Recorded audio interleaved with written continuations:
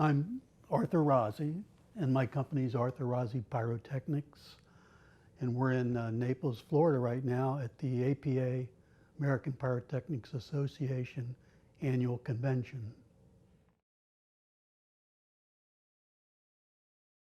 My grandfather was in the business in Newcastle, Pennsylvania, which everybody knows was the fireworks capital, I guess. And then they moved to Cincinnati, Ohio, and that's where I'm from. My dad was in the business, and I've been doing fireworks ever since I was a little kid, maybe 9, 10 years old.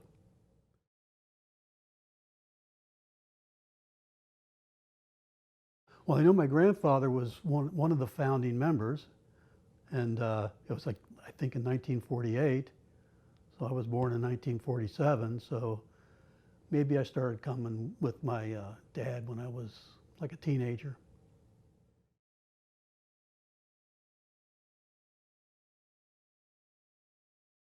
When I remember when I was a kid, it was all American fireworks. Most of the manufacturing, most of the fireworks came from the U.S. And I remember we had a pretty large factory, and we were always busy, and we never could make enough fireworks. That was, that was the thing. We made commercial fireworks, we made display fireworks, and we made just about everything in the fireworks field that could be made. I think things started to change when China opened up for trade, and then slowly, we made less and less, until around 2010, we sold the factory and I just went into shooting displays.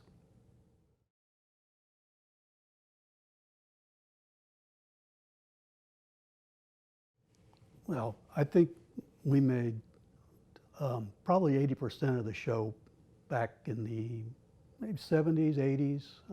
We were still making things in the 90s, but it was nice because you could make the show the way you wanted. You could make all of what you needed. You didn't have to, I don't have enough of this, I don't have enough of this. You could just make it, and that was nice. And coming from one factory, all the items could match, the colors could match, everything looked uniform, everything was nicely made, and it was a real, thinking back, it was a real pleasure to be able to do that. And a little harder today, not having access to a factory to be able to do the same type, but things change.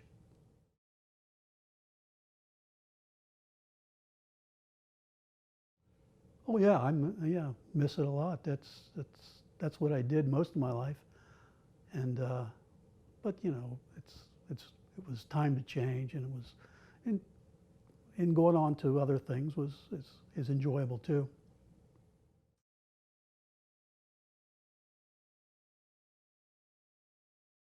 Well, I sort of remember. I think somebody made this up, that I took a $10 bill and made a bucket for one of the connections of the finale. Maybe I did, or maybe someone else did, but that was the joke, yeah.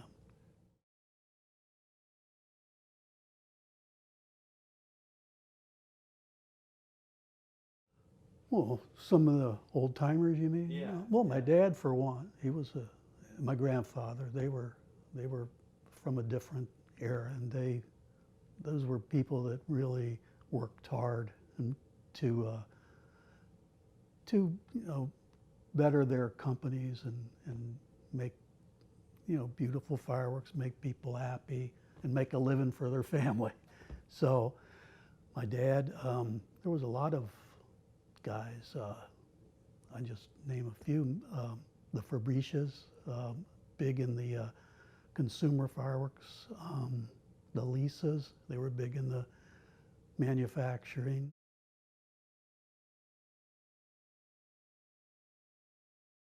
Well, I remember doing a show in St. Louis on the river, and it was we put guns in boxes like sand boxes like they used to do.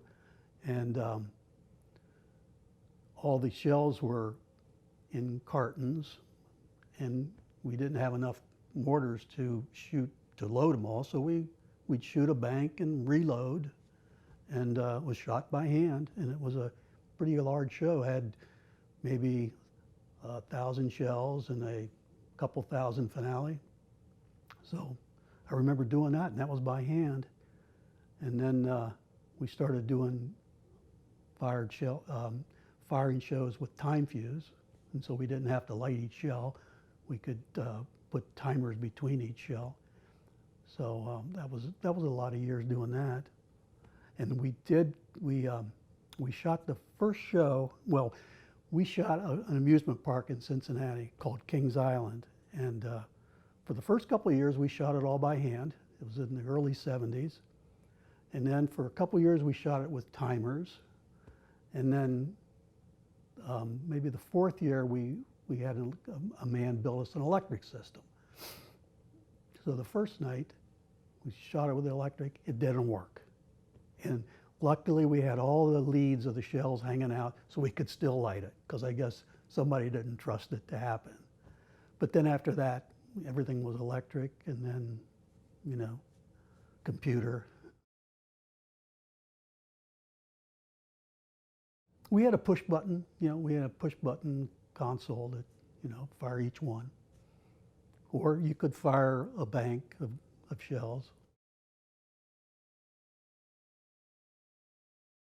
Well, we made a cue track, firing commands, and you could listen to it and fire.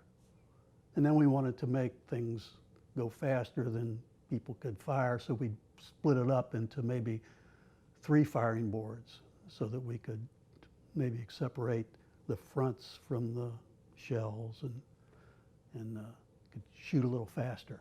It was like if you were having 2 or 3 guys hand fire to make more shells go up, but have more guys pushing the buttons.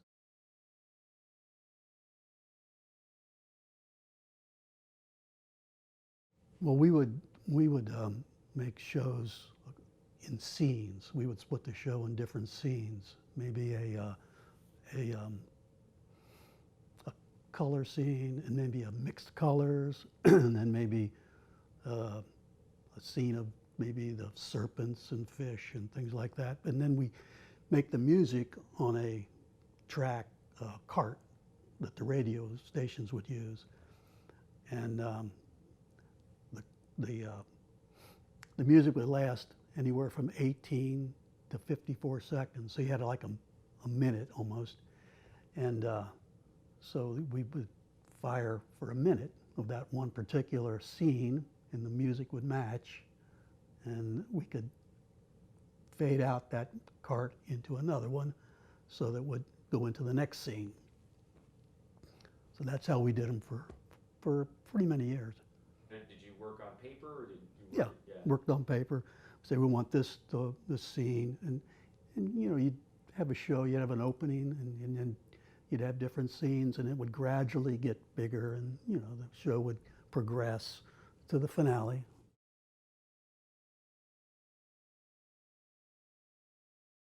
Well, I don't know. I mean, I've seen firing shells with set pieces in between each scene. That was when I was a kid. That's how we did it. That broke up the show. And then when that went out, they had candles, Roman candle scenes to separate shell scenes and ground. And now we have the one-shot craze, and that, I don't know what that would lead to. What's next? I don't know. Maybe go back to shooting one shell at a time, and but I don't know. People probably wouldn't appreciate that today.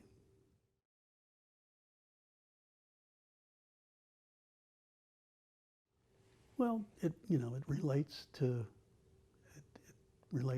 our freedoms, and not that you have to have fireworks to be free, but it's something that goes with it. And when people think of fireworks, they think of, you know, Independence Day, and I think that's important.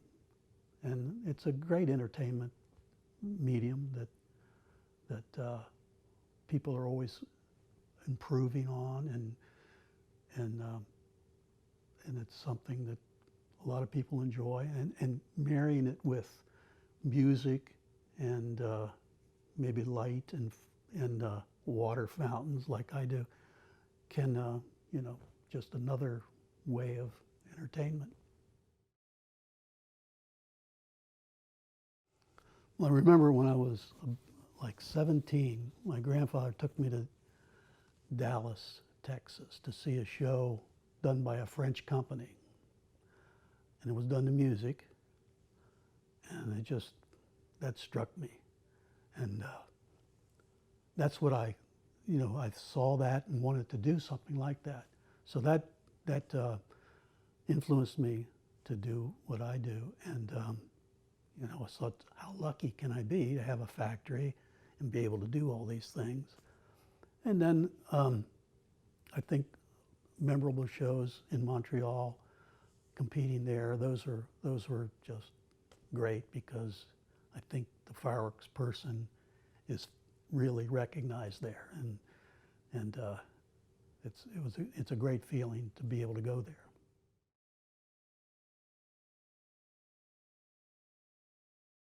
Well, it's the whole process, and of course, not making them anymore is one thing that's been left out, but it's just the whole idea of a project that you do from sort of beginning to end, and being able to see how it progresses, and finally the relief when it's over, the worry until it's over, and sort of enjoy that.